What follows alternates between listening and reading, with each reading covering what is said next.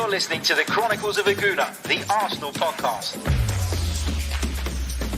I'm Martin Tyler, and you're listening to Harry Symeou.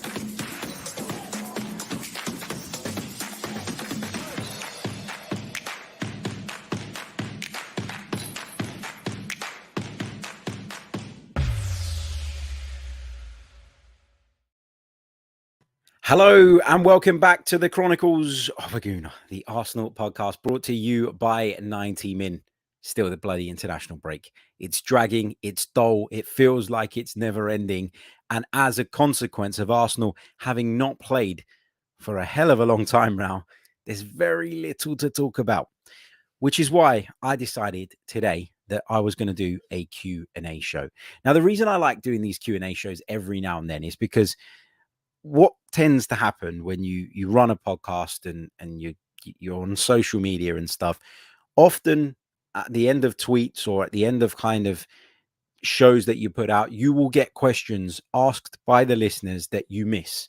And sometimes I look back at them afterwards and I go, shit, should have answered that. Shit, completely missed that. Shit, totally didn't see it.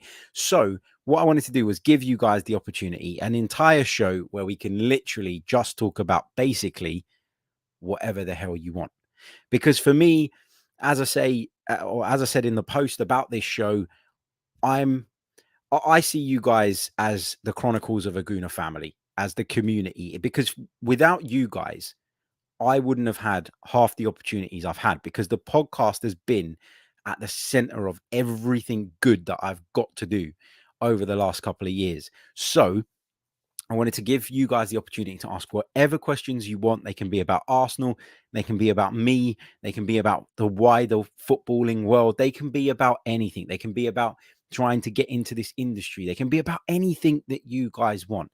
Honestly, the forum is yours. And we've got a load of questions already on our YouTube post, on Twitter. And I'm going to be taking a selection of those throughout the course of the show. But also, if you are watching us live, feel free to put your questions in the chat box as well, and we'll take some of those too. And remember, there is no filter here. You can ask whatever you want.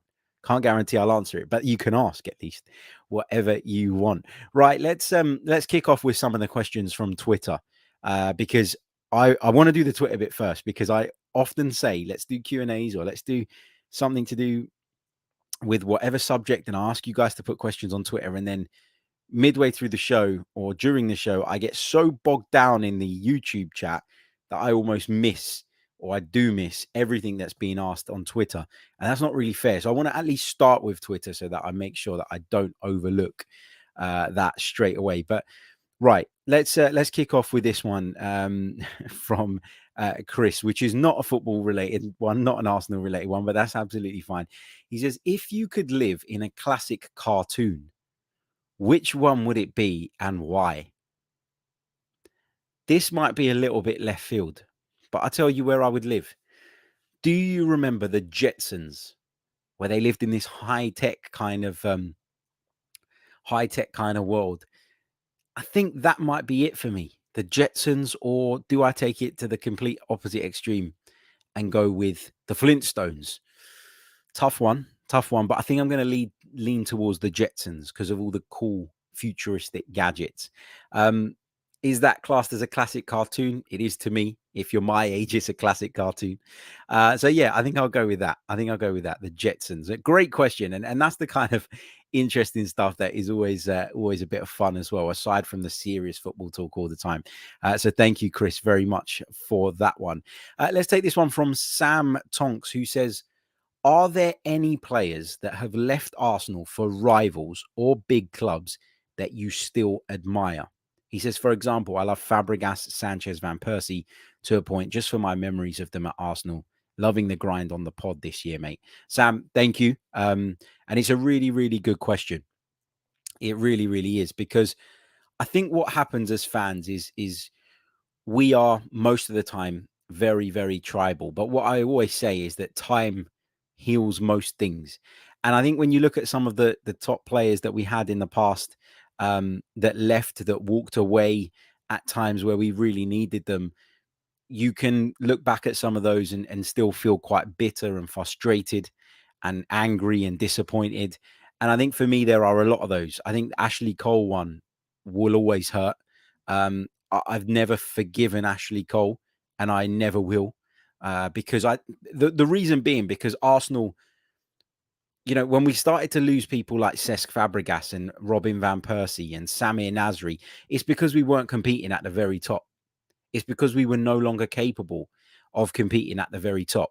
And so those players decided that they needed to move on because they wanted to win things or wanted to challenge right at the top of the division and challenge for European Cups. And look, that is a very valid reason as a footballer to want to move on. You got to remember that a lot of these players, they're not Arsenal fans. They didn't grow up like we did, supporting the club, loving the club, adoring the club.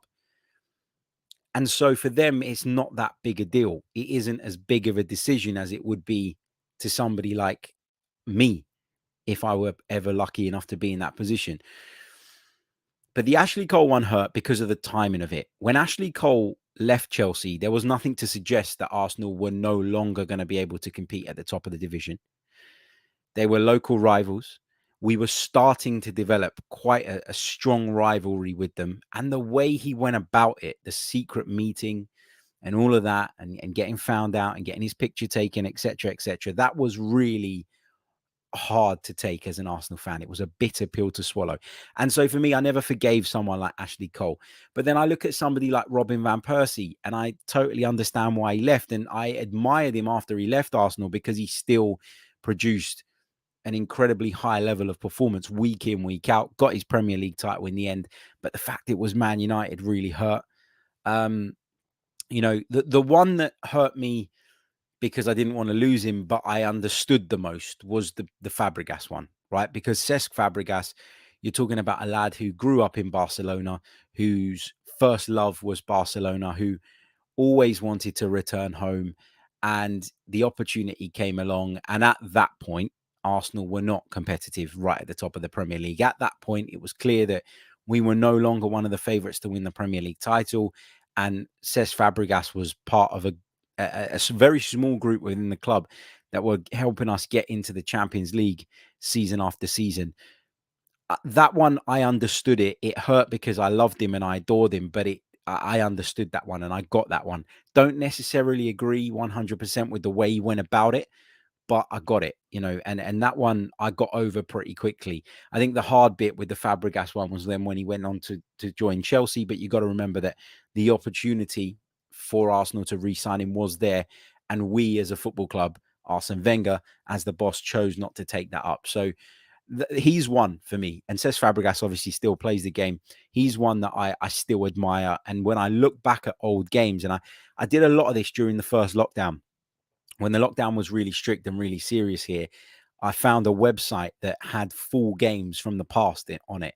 And I was looking back at some of those Champions League games against Barcelona, the win in Milan, where Fabregas scored that fantastic goal. And I was kind of watching those games back and sitting there thinking, man, we're a million miles off of this now. But Cesc Fabregas was one of the players that really, really stood out. So, yeah, still got a lot of admiration for him. I still think Alexis Sanchez is a very good player.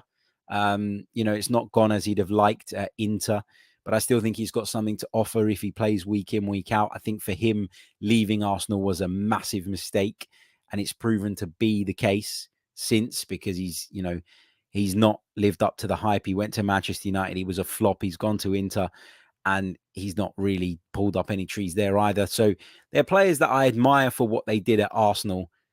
Don't necessarily agree with the way they left, but I get it with those two because of, as I say, the position Arsenal were in and the lack of, I guess, the fact that we were not very competitive right at the top of the table, and these were world-class players.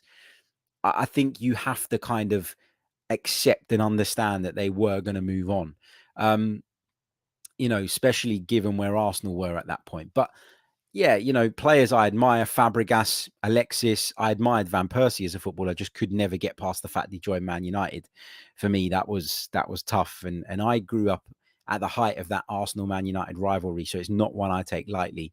That was tough. That's not to say that just because I understand why some of these players decided to leave, that I didn't boo them when they came back. Oh, I absolutely did, because I was a petulant kid. Yeah, that's that. Moving on. Let's take this one from Harv Reynolds. He says, Wilshere, does it not make sense to sign him, even on the short term, considering how light we are in that midfield area? I'm torn on this, because look, at the end of the day, Jack Wilshere left Arsenal because it wasn't working out. Jack Wilshere left Arsenal because ultimately he couldn't stay fit long enough, or wasn't available frequently enough to have an impact on Arsenal as we moved forward. And he was told that his place in the side was not guaranteed, and he took it upon himself to leave the club and go and sign elsewhere. Now, he's gone on record as saying since then that it was a mistake, that he regrets it, and that he probably wouldn't be in the position he is now, which is 29 years old without a club, had he decided to stay at Arsenal. So there's definitely a bit of regret on Wilshere's part. Do I think he can be useful now in 2021? Honestly, no. I just don't think physically that he's up to it. I really don't. I think that the Premier League has become so much more demanding in that sense. And I think that Jack Wilshere just isn't capable. His body isn't capable of playing at that level, week in, week out, of playing with that kind of intensity. But having said that, I think technically he's a fantastic footballer. I think he's got a lot of valuable experience that he can share with the young players around the club when it comes to, firstly, breaking into the team, how to do that, how to manage your own kind of development, how to manage your own expectations of yourself, how to integrate with more senior players. I think he can offer a lot in that sense. I think he can also offer a lot when it comes to injuries. You know, you talk about him being injured all the time, and obviously that was a negative, and it feels like a negative. But I think he would have learned a lot about how to cope with that situation from having experienced it. And there will be young players. You know, we saw it with Gabriel Martinelli last year, where he picked up an injury that kept him out for a period of time. And a lot of us were sitting there going, my God, it's the last thing you want as a young player coming through, is to pick up an injury that severe that's going to keep you out for that long. Really important that it's managed properly, and that his recovery is not only managed well from a kind of medical perspective in terms of making sure he's not doing too much too soon, and making sure they manage his workload, but also how does a young man cope with that mentally?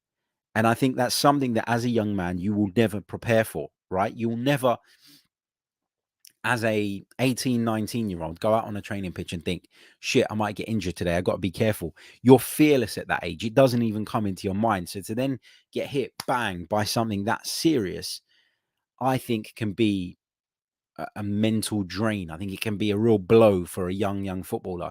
And I think someone like Jack Wilshere, who's been through that, not just once, not just twice, but on multiple occasions, has had long periods on the sidelines. I think he's got a lot to give in terms of coaching, experience, being someone for people to lean on. But as a player, I'm not interested in signing him. I've got to be honest. You know, a lot of people, I believe, are letting their nostalgia kind of run wild, and allowing themselves to get sucked into this world where they think that Jack Wilshere, you know, is capable of coming into the side.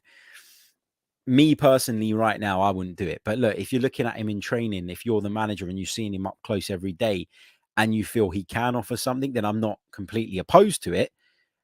For me, if you gave me the choice right now, I'm not sure it's the right thing. And what kind of message does that send to somebody like Ainsley Maitland-Niles, who you've refused the opportunity to move away because he's part of your plans? He's insisting that he wants to play midfield. You're giving him a few cameo roles there, you know, every sort of once in a blue moon as a late sub, etc.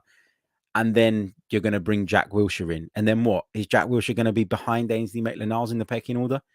In which case, there's no point in signing him. There you go. But great question, mate. Thank you so much for that one, Harv.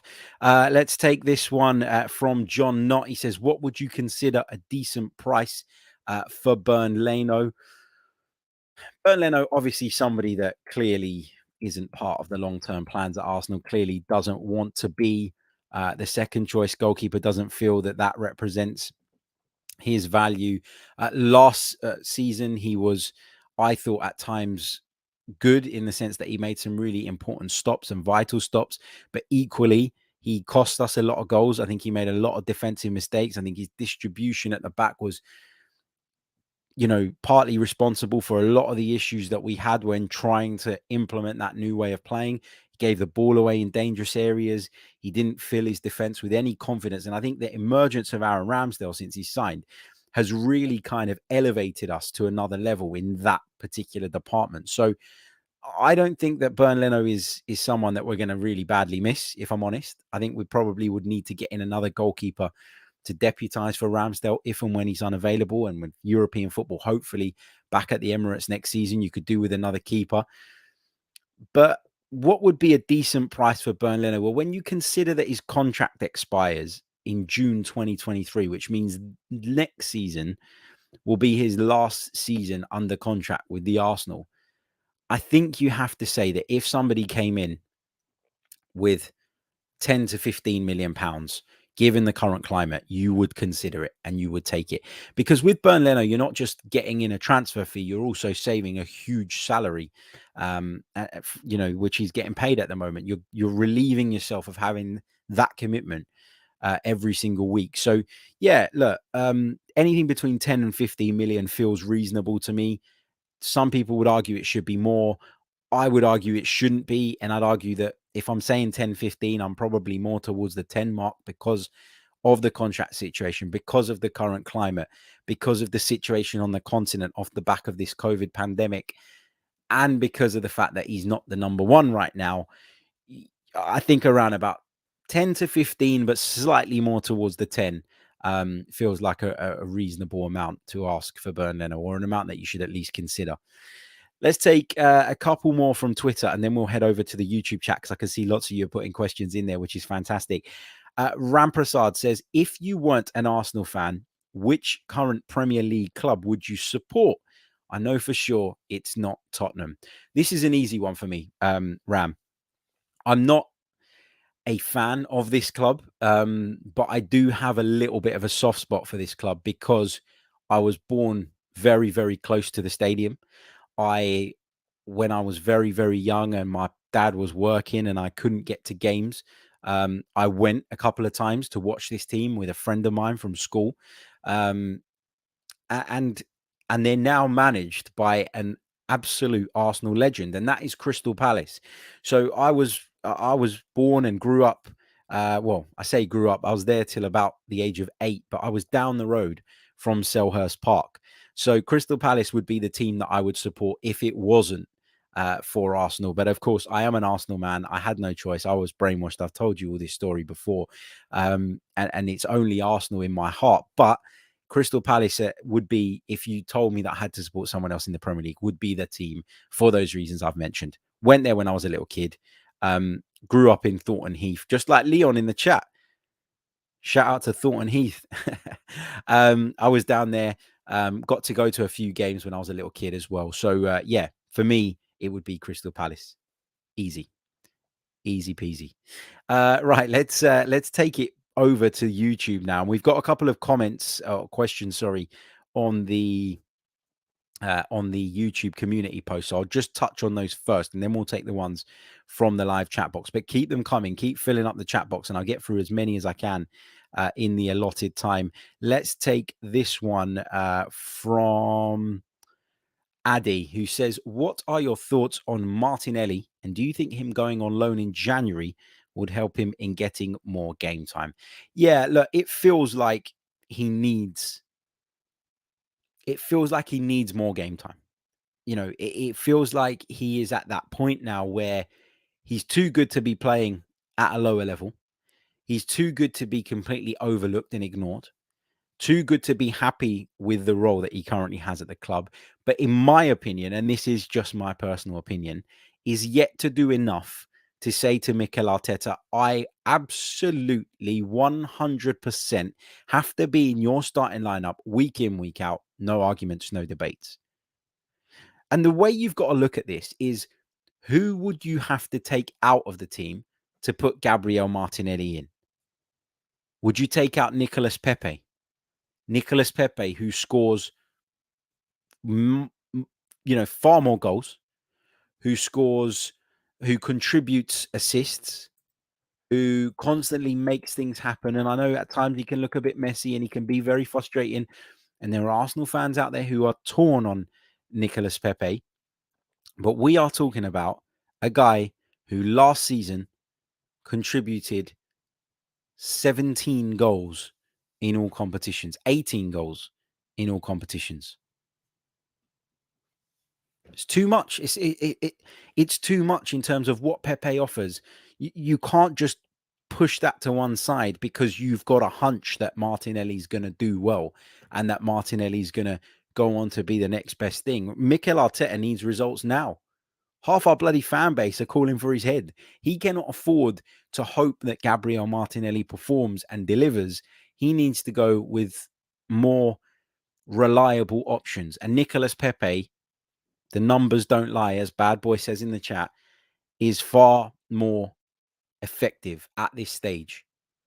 Emile Smith-Rowe, would you leave him out of the team? No, of course you wouldn't. We've all been waxing lyrical about him all season. He's been fantastic. Would you leave Bukayo Saka out of the team? I suspect the answer from most of you on that one would be no as well. Therefore, who are you taking out of the team to put Gabriel Martinelli in? And when you think about those three players that he could potentially replace, I don't think you can make a strong enough case that says he should definitely categorically start in front of any one of those three players I've mentioned. Therefore, he's not going to start games. And so he probably does need to go out on loan and get some football.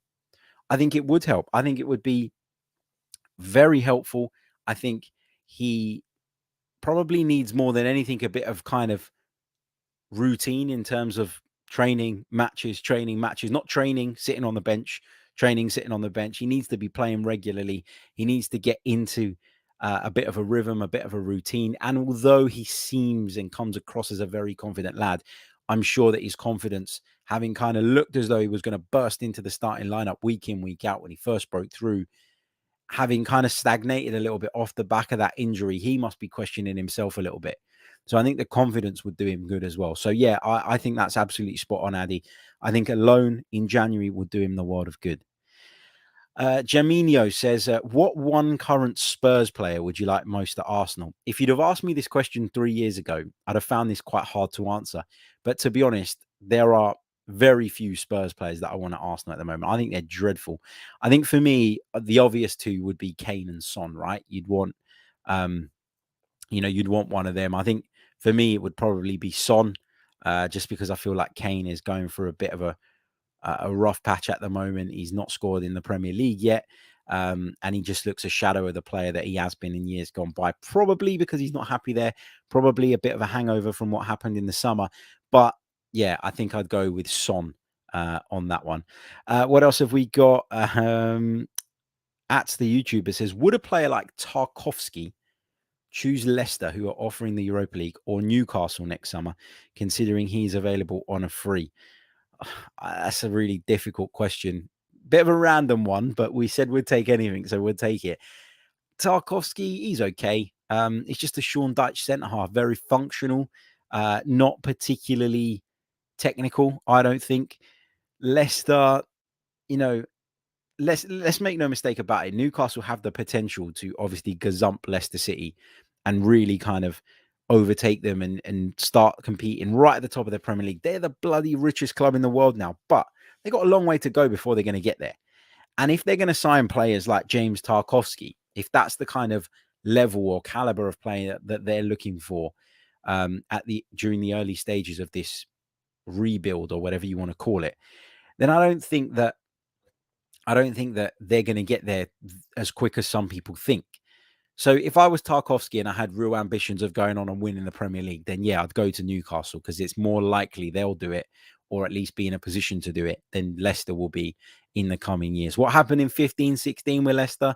Fantastic, brilliant achievement, but it won't happen again.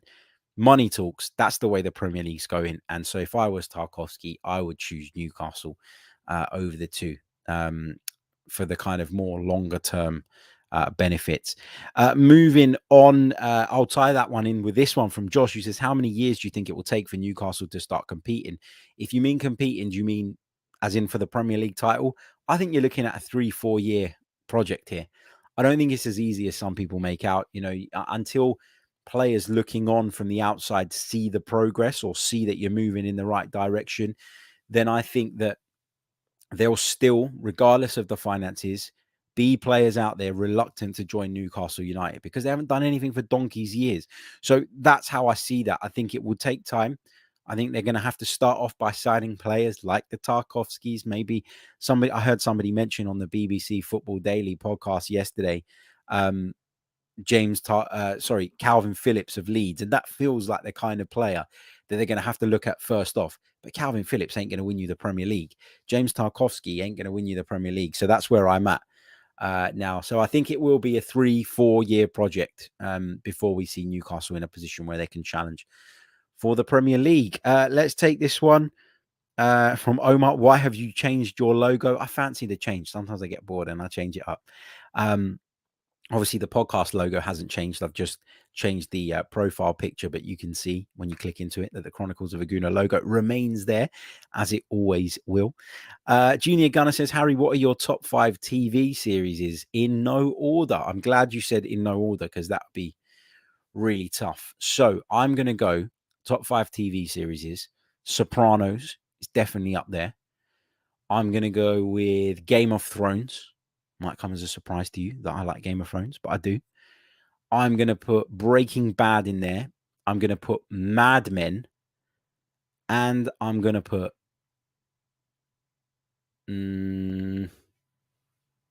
Sons of Anarchy. Yeah. Those are the ones I'm going to go with.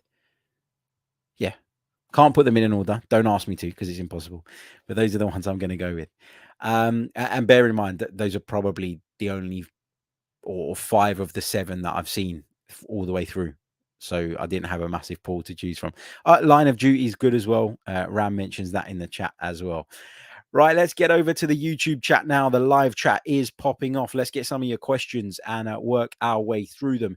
Just a quick reminder, make sure, if you haven't done so already, that you have hit the like button, subscribed to the channel if you are new. We'd love to have you as part of the Chronicles of a Gooner family. If you'd like to go one further, support me in bringing you daily Arsenal and football content, you can click on the link in the description and become a member. It really, really does help. And as a freelancer, it gives me more freedom to spend more time on the Chronicles of a Gooner. Right, let's see what we've got here. Chris says, are the Serie A clubs and maybe La Liga too struggling for funds, etc., debts? Can you maybe find some good deals, maybe younger players' assets? Maybe there are some deals to be had. Yeah, look, I think that La Liga and Serie A have obviously been hit harder by COVID. I'm not saying the Premier League clubs haven't. Of course they have. But I think, and I've made this point on numerous occasions, and I made it quite frequently during the summer transfer window where we were talking about what players should go for or how much we could expect to receive from continental clubs for some of our own.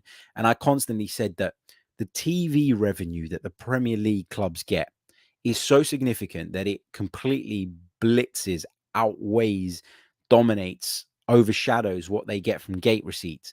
Now, that doesn't mean that they get insignificant money from gate receipts. We know that Arsenal make around about £3 million a game. But when you think about the fact that it's so heavily stacked towards the TV here in the UK, you can understand why the Premier League clubs were largely okay during the COVID pandemic. When you look abroad, that is not the case. The TV money is not distributed in the same way among all of the clubs. And also, it's just not as big. The pot is not as big. And therefore, these clubs have a bigger reliance on what they generate from crowds, from merchandise, etc., than our Premier League clubs do. So that's why the situation is difficult. And I think there are a lot of clubs out there that if you go in and make kind of semi-decent offers for some of even their most talented players, their financial position means that they, at the very, very minimum, have to at least consider your offer. And that weakens those clubs. It strengthens the Premier League. And I think what you're going to see over the next few years, while people are continuing to kind of try and play catch up and reverse the impact of the COVID pandemic, you're going to see the gap between the Premier League financially and the rest of those leagues grow even greater than it currently is. And that's not good for football. It's not good for the European game. But it feels like that could be the case, I got to say. Let's take this one from Creambone, who says, Harry, if you could bring in 3 players in the January window, no holds barred, who would you pick? Virgil van Dijk, N'Golo Kante, and Kevin De Bruyne. There you go. That was a lot easier than I thought it was going to be. Let's see, what else have we got? DMC Harper says, hi, Harry. Are there any players who made a successful comeback to the Arsenal? Well, Thierry Henry came back, didn't he? Very, very briefly. I thought that was a success. I thought he scored a really important goal at Sunderland in the Premier League. And obviously that goal against Leeds in the FA Cup, what a goal that was. Fantastic stuff. But yeah, there aren't many. And Arsene Wenger was always very reluctant, wasn't he, to bring players back. We had a couple. Sol Campbell came back, didn't he? Jens Lehmann came back. So we did it kind of when we were really desperate. We did it in emergency circumstances, but it's not something that Wenger did regularly. And as we know, even with someone as good as Cesc Fabregas, Arsene didn't feel that was the right way to go. So we didn't really see an awful lot of that to be able to make a judgment. But yeah, I would say Thierry Henry. Gazim says, thoughts on Fury versus Wilder 3, cracking fight. Said yesterday it was like a fight out of a Rocky film, and I thoroughly enjoyed it. Glad Fury won, because I'm a massive Tyson Fury fan. I think he's fantastic. I think that a lot of the time people get obsessed with his character and forget that technically he's an incredibly talented boxer. Very clever, very smart. Was rocked, obviously, by Wilder at various points in the fight, but he showed immense strength to bounce back from that. And if we're being completely honest, controlled the majority of the fight. So, yeah, great watch that it really was. Let's see what else we've got. And apologies if I miss some, right? Because I am going to have to skip a little bit further down the chat just to make sure, that I can get a wide variety of questions, because we've only got around about 8 minutes left. Adam says, evening, Harry. Hope you're doing well. Been a while since I've been here. My question is, how have you been keeping? That's very nice of you, Adam. I've been well. Thank you. Still trying to cope with less sleep. It's taking some adjusting. With my older one, I just got to the point where he was sleeping without any issues. And then you get back into that routine and you feel a lot better about everything. And, you go back to normal a little bit more, and you put him to bed early and you get an evening. And now it's like, there's no evening, there's no morning, there's no night. You don't get to sleep, and it's all flipping chaos in this house. So, to answer your question, I've been good, but it has been a challenging month or so, I got to say. Let's keep going. Alejandro says, I'm a Liverpool fan. I would have Martinelli at Liverpool all day long. Guess his injury stalled the evolution of his way of playing. He's trying to get a feel for it again or start over. Interesting. Junior Gunner says, if Arteta fails to adapt a sustainable attacking setup this season, that will see us turn losses into draws or draws into wins. Should he carry on to the next season, H?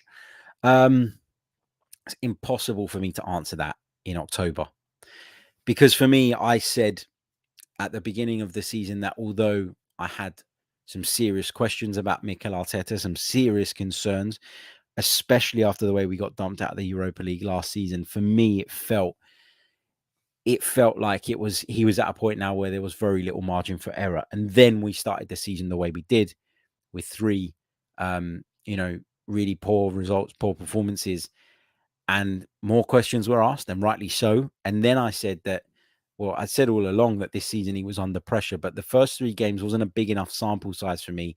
Things have evened out a little bit now, and I think now we're going to start to see where Arsenal are really at. Look, if there is no clear, visible improvement, then you move him on, okay? There's no point in wasting another season with him.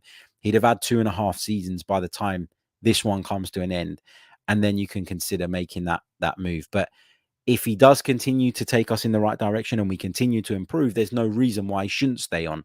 We're not going to compete with some of the other clubs in terms of finances, and we need to be looking for the long term. And I think we will reap the rewards from a longer term approach in 2 or 3 years' time if we can just ride out this wave and the right man is in charge. And I think this season will give us a greater indication, his second full season in charge, whether Mikel is that man or not. Akene says, Harry, apart from injuries, why are we saying that we don't want Ox? Well, I don't want Ox partly because of the injuries, but partly because I don't see him as a deep lying midfield player. I don't see him as someone that slots into our current system. I think he's okay in a 4-3-3 as a midfielder, but I'm not necessarily sure that you're going to see that all that often from Mikel Arteta. I still feel like when everybody's fit, when everybody's available, his go-to system is the 4-2-3-1. And I just don't see where Ox fits in that for me. So that's a reason aside from the injuries as to why I'm not keen on us re-signing him. Matt G says, would you rather Harry Kane's career or Jamie Vardy's career? I saw this this question come up on Twitter from someone else a few days ago, and it's an actually really interesting debate, and I was thinking a lot about it. Look, Harry Kane's obviously played at a higher level for a longer time. You know, he went on loan a few times at the start of his career, but Jamie Vardy, for me, you know, I would pick Jamie Vardy's. Look, I would pick Jamie Vardy's career, and these are the reasons why. First of all, imagine the pride Jamie Vardy must feel when he looks in the mirror and looks at the fact that he came from non-league football to firing Leicester City to the Premier League.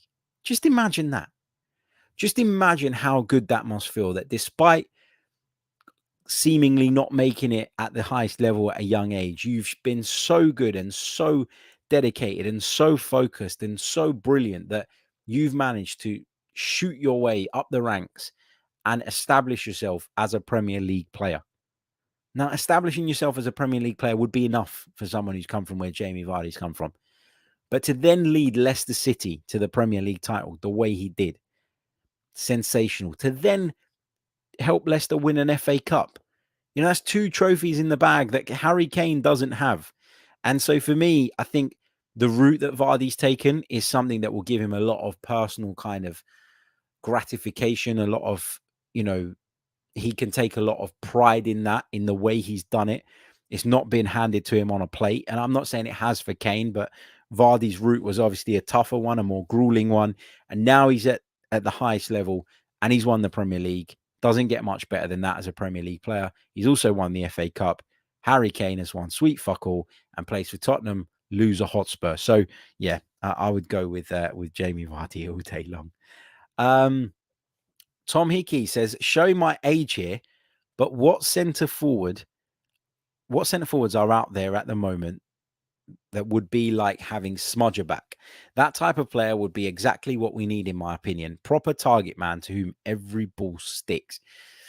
So, Tom, I don't really remember Alan Smith playing for Arsenal, but I do remember as a kid watching, and more recently as well, watching a lot of videos of the Arsenal 89 season, the season review video where it's got highlights from every single game, watching the 1991, 1990-91 season video as well. And look, Alan Smith was an incredible, as you say, target man, scored a lot of goals. The ball stuck to him. He brought other people into the game. He was brilliant. But I do think the game has evolved a little bit from Alan Smith. And I don't mean any disrespect to him, because I think he was a great player in his day. I think he's a good pundit, good co-commentator, whatever. But I just think the game has evolved. And I think the game is a lot more complex and a lot more complicated. Whether that's right or wrong remains to be seen. Whether that's because coaches have overcomplicated it, I don't know. But I just think that for me, you need to be, as I keep saying, and I've said often over the last few days, a little bit more of a hybrid centre forward, in that you can't just be a target man and you just can't be a fox in the box. You can't just be someone who runs in behind. You need to have different weapons, I guess, in your armory. And I think that where Arsenal are struggling right now is that we've got 2 good strikers who don't have a wide variety of weapons in their respective armories. You've got Aubameyang, who can run in behind and does that brilliantly and likes to operate in certain channels. Then you've got Alexander Lacazette, who's very effective when he drops that little bit deeper, but doesn't have the ability to run in behind, isn't particularly dominating in the air. And when you think about that, I think that's where Arsenal are struggling up top, is that we don't have a striker that possesses, if not all of, most of the kind of attributes that we require. So I think what Smith brought to the table, we need that in a striker, but I don't think we can get away with having just that. I think the closest we were talking about Yusuf En-Nesyri of Sevilla on the show yesterday. And I think he will give you that. He will give you that aerial ability that Smudger did because of his size and because of his stature, but also the technical ability that somebody else might give you, and also the ability to run in behind as well. I think, and Junior Gunner mentions him in the comments. I'm not saying that they were even on the same level. Okay. So please don't take this comment the wrong way. But Junior Gunner in the chat has mentioned Marouane Chamakh. And Marouane Chamakh is proof that in modern day football, being just the target man isn't enough. You know, I think Olivier Giroud is a very good target man and has a lot of very good attributes, but didn't have that ability to run in behind, and that restricted him. And that's why yes, he's gone on to win things at Chelsea, but he's not going to be your go-to centre forward week in, week out, because I just think you need to be so much more than a target man in 2021. But that, again, just to reiterate that point, that's no disrespect to Alan Smith, because I thought he was a fantastic player in his day. But even the ex-pros themselves will tell you that the game's evolved and the requirements now are different to what they were back then. So I don't think you could put an exact like for like in and expect it to work. But I get what you're saying in terms of some of the things that Smudger brought to the table for sure. Let's take a couple more of your questions before we wrap it up. Let's take this one. Speaking of Chamakh, who would you rather take in their prime, Yaya Sanogo or Chamakh? Oh my God, equally dreadful. But I'd probably take Yaya Sanogo, I think, because I think he's got a bit more about him. As people would disagree with that, they'll say that Chamakh scored gold in the Champions League with Bordeaux, etc., etc. But he was just so bloody one-dimensional when he really got found out when he came to the Premier League massively. Finally, we'll take this one. Actually, I'll take one more after this one because I've just spotted a good one. Do you think Lord Bentner would thrive in our current setup? Lord Bentner's just a head case, and that's why he failed to kind of live up to the levels of expectation that perhaps followed him in the early stages of his career. And it's such a shame when players fail to hit the heights because of things like that, rather than it being down to a lack of ability. This is the final one I'm going to take from Gooner JB, who says, do you feel Arteta's style is too detached for Arsenal's combination passing philosophy? So do you feel Arteta's style is too detached from Arsenal's combination passing philosophy? Look, it's different to the way Arsene Wenger built the club. It's different to what we became accustomed to during that 2 decades of his sort of stewardship, reign, whatever you want to call it. But I think it's the way football is going. I think gone are the days where you could get away with just, setting up a back four, couple of midfielders, and saying to everybody else that the freedom of the pitch is yours. And I think that is the reason that Manchester United will definitely, in my opinion, not win the Premier League title and not even be there or thereabouts, I think, because come the end of the season, there'll be too many games where they've given up stuff too easily because they weren't rigid enough, they weren't organized enough, and they failed to deal with tactical tweaks and nuances sort of facing or nuances that they faced from opponents that are now coached at a much higher level than they ever were, with players that perform at a much higher level than they ever were. We used to talk about Arsenal, Man United as being the only two sides. Now you look at the rest of the Premier League, there are just so many, great players, great managers, so much money in the game that you're now in a place where, even a game against somebody that you'd feel is a lower caliber of opponent will throw up challenges that you need to always be able to tackle as a manager. And I don't think Ole Gunnar Solskjaer's got that. I think his philosophy is great on the eye. It's great for people to watch them, flooding forward and the interchanging in terms of their movement, but it just isn't complex enough for me.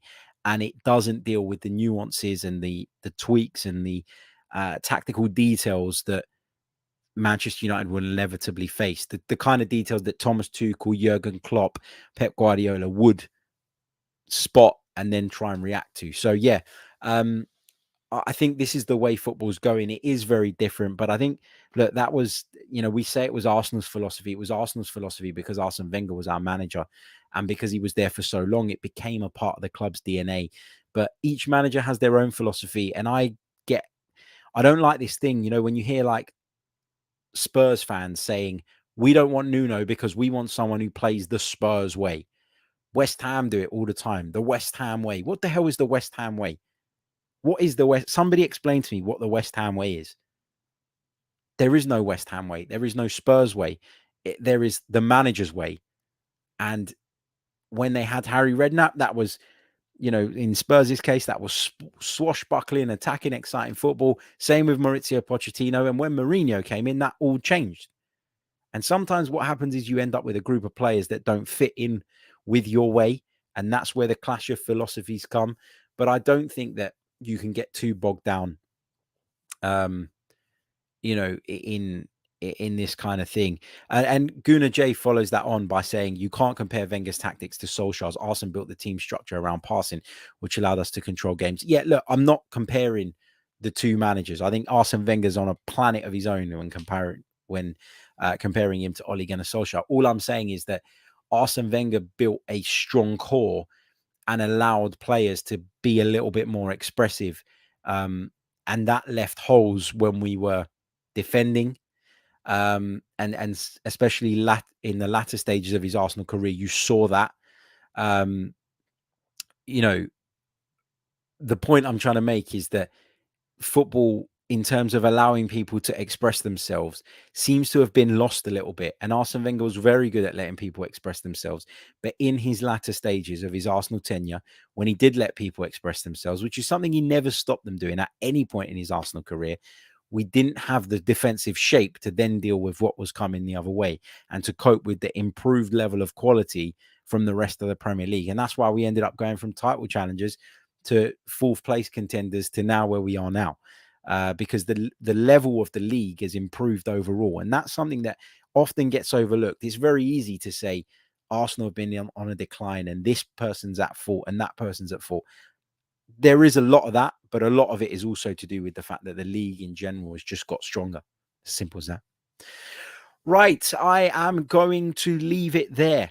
Thank you all so much for your fantastic questions throughout the show. It's been brilliant chatting with you guys, and I'm sure we'll do one of these again soon when we get a free slot. It's been really challenging during the international break to keep people interested, I guess, and keep the content flowing and coming. But hopefully we've done a good enough job of that to keep you guys at least occupied a little bit during the international break.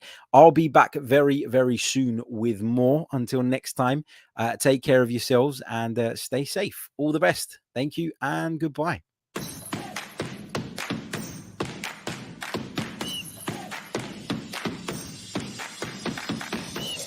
You're listening to the Chronicles of a Gooner, the Arsenal podcast. I'm Martin Tyler, and you're listening to Harry Symeou.